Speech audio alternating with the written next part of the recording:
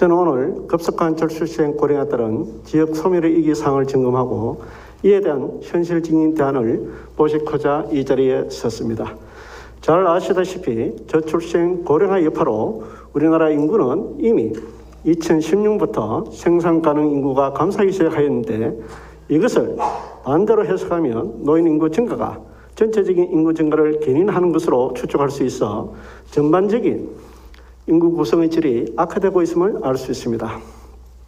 경남의 상황은 더욱 나빠 2020년 한국고용정보원 보고서에 따르면 도내 18개 시군 중 소멸 위험 지역에 해당하는 기초단체가 총 12개에 달해 전체의 66%에 이르고 있는 실정입니다.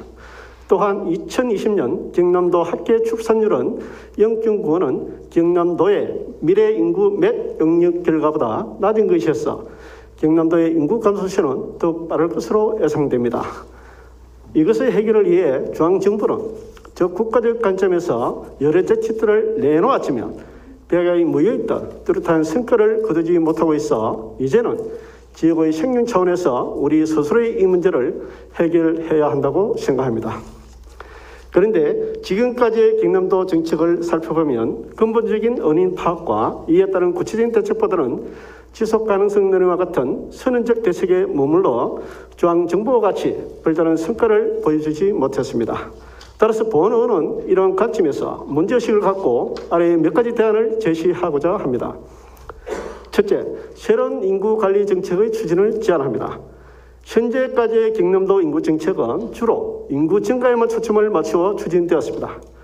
하지만 서두에서 언급했듯이 단순한 인구 증가보다 인구 구성의 질이 더욱 중요하기 때문에 한 지역에서 얼마나 많은 생산 가능 인구를 확보하느냐가 곧 그 지역의 경쟁을 좌우한다고 하겠습니다.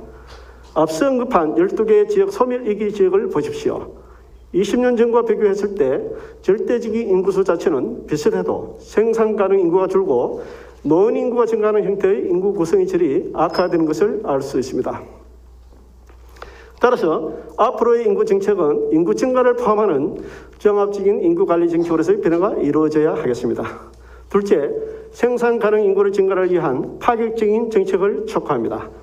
2019년 헝가리 정부는 저조한 출산율을 끌어올리기 위해 세 자녀 가정에는 4천만 원 대출 탕감 정책은 물론 네 자녀를 출산한 사람에게는 평생 소득세를 감면하는 그야말로 파격적인 대책을 내놓아 전 세계적으로 큰 이슈가 되었습니다. 우리 역시 파격적인 대책이 필요해 보입니다. 한국경제연구원의 주택과 출산율의 관계 분석에 따르면 월세로 거주하는 청년은 자가 거주 청년보다 결혼 가능성이 약 65.1% 감소하는 뿐만 아니라 결혼 후 첫 번째 자녀 출산 가능성 역시 55.7%가 감소하여 주택의 소유 여부가 혼인과 출산율에 커다란 영향을 끼치고 있음이 증명되기도 하였습니다. 단독 지급적으로 지사님께 말씀드리겠습니다. 각종 실효성 없이 나눠주기식의 관련 예산을 통폐하여 세 자녀 출생 가구에게 무상으로 아파트 한 채를 제공하는 정책을 추진하실 용의가 있으신지요? 지사님의 시원한 용단을 기대하겠습니다. 마지막으로 낙후 지역을 살릴 균형발전 정책의 대표적인 확대와 이중 주세제의 적극적인 근원을 제안합니다. 현재 우리 도의 역전사업으로 동남권 메가시티 구축 사업이 야심차게 추진되고 있는데 이러한 정책으로 인해 가뜩이나 낙후된 서부권 지역이 더욱 소외되지 않을까 하는 도민들의 우려가 많습니다. 이러한 우려를 불식시키는 한편 낙후된 지역의 발전 토대를 마련하기 위해서라도 균형발전 정책의 대폭적인 확대가 필요합니다.